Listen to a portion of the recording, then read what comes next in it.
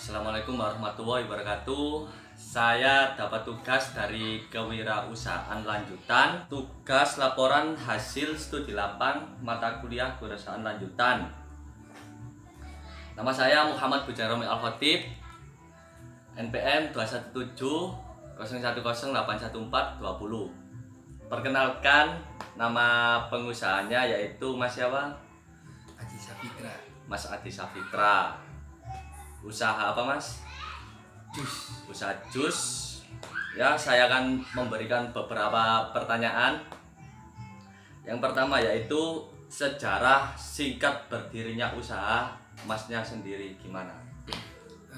Karena keresahan pemuda-pemuda yang kalau usaha itu nggak bakal mampu gitu loh. Terus ya, mesti harus ke pabrik, padahal kan pemuda nggak harus ke pabrik, usaha di sendiri juga bisa gitu. Itu sih. lebih mengeluarkan inovasinya sendiri lah, Mas ya. Ya, Oh iya. itu. Untuk pertanyaan selanjutnya yaitu bahan baku pada saat dan sebelum pandemi. Untuk harga bahan baku sebelum dan sesudah pandemi ini apa mengalami perbedaan apa gimana, Mas? Oh, jelas. Jelas. Ya, contohnya kayak apa buah-buahan? Kayak buah kayak jambu kemarin dimainin sama orang pasar, jadi harganya naik, yang stabilnya itu 9.000 8.000, jadi sekilonya itu 9.000 8.000, pas waktu itu jadi 18 17.000. Untuk kendala, Mas ya, kendala bahan baku pada saat dan sebelum pandemi itu gimana, Mas?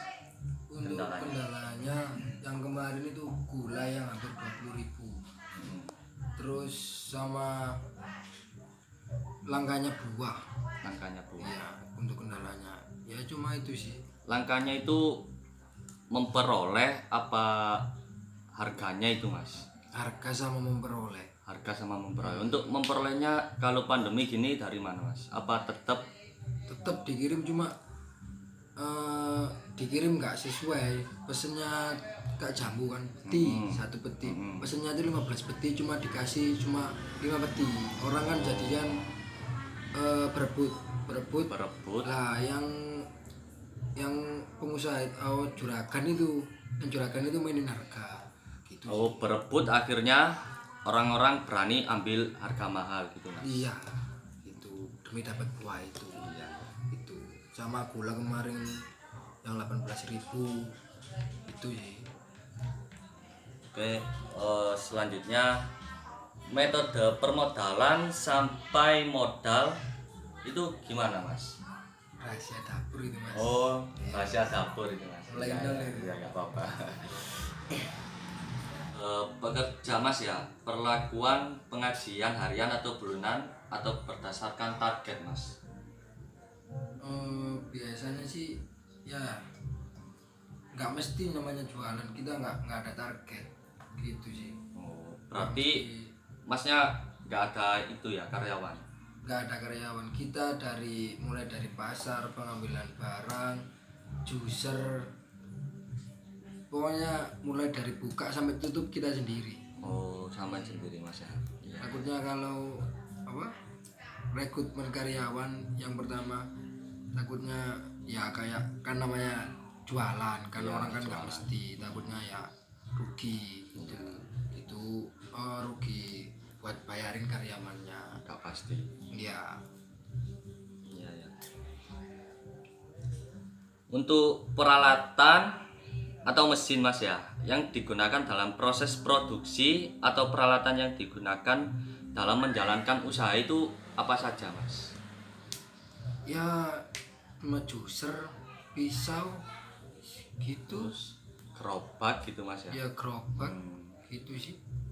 Untuk pengambilan barang masih Masih saya sendiri, soalnya kan kalau nyuruh agen atau nyuruh orang, kita nggak leluasa buat milih buahnya. itu kendaraannya masih apa, Mas?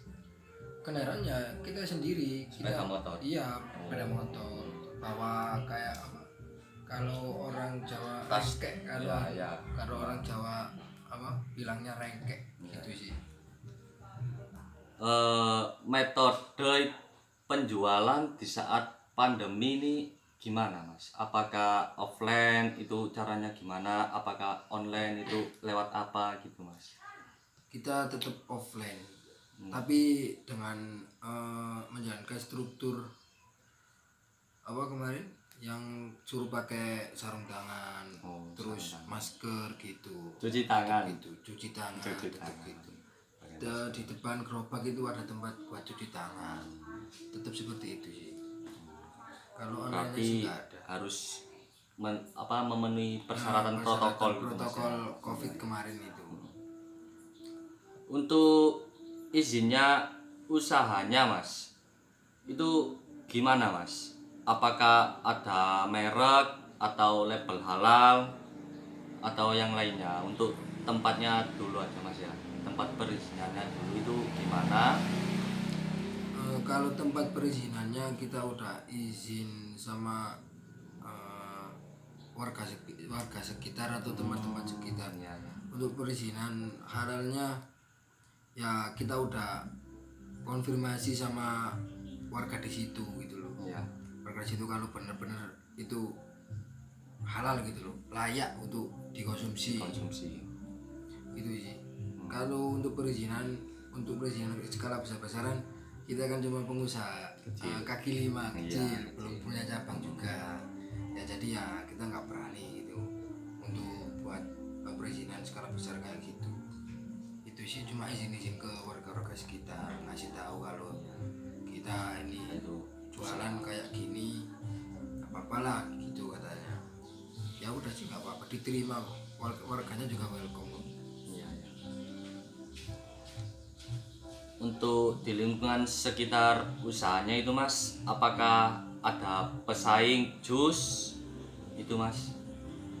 Tentunya ada, cuma kan kita kan namanya orang, terus juga namanya resep, namanya orang, terus namanya juga rezeki, kan nggak pasti gitu.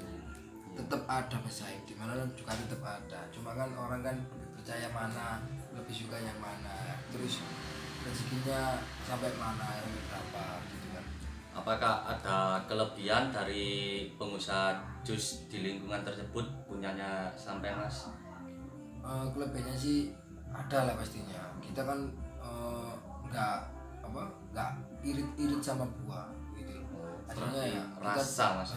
kita tetap nomor satu itu ya yang berasa gitu. Oke, cukup sekian Mas ya. Terima kasih untuk menjawab pertanyaan. Sekian dari saya dan Mas. Siapa tadi? Mas Adi Sapitra. Mas Adi Sapitra. Assalamualaikum warahmatullahi wabarakatuh. Jangan lupa mampir Japanan.